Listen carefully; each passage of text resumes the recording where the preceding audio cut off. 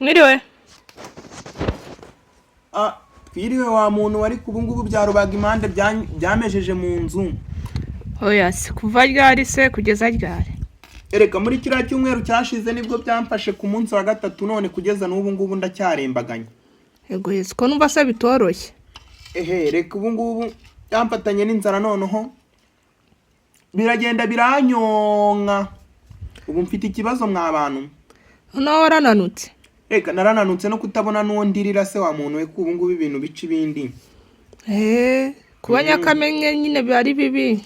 Reka biba bibi, ahubwo nagirwa namwe yenda mwabaturanyi. Noneho wararembye umuntu ajya kureba ukuntu akwiyeranjira. Wabukoze rwose, nkubwiye ko ubu ngubu mfite inzara ihaye irya izindi sinaba mbeye. Ntabwo uheruka no kurya?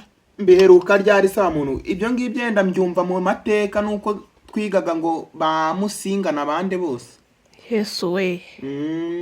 Ko numva ahuye n'uruva gusenya se wakabyaraho. Ceceka wibivuga, ubu ngubu ndarembaganye.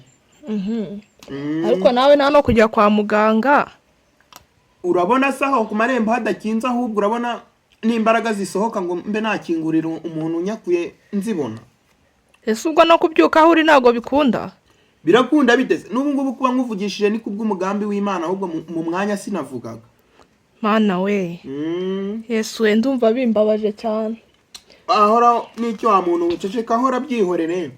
Hoya nuko utamenyeresheje abaturanyi ba bundi tuba twarakurebewe ko tukugenza. Reka utabona nawe nirinze kugukingurira ukagira ngo ni ikindi, nuko bwegukana bubuze. Hoya ntugire ikibazo. Ntugire ikibazo, ngiye kubwira n'abandi baturanyi.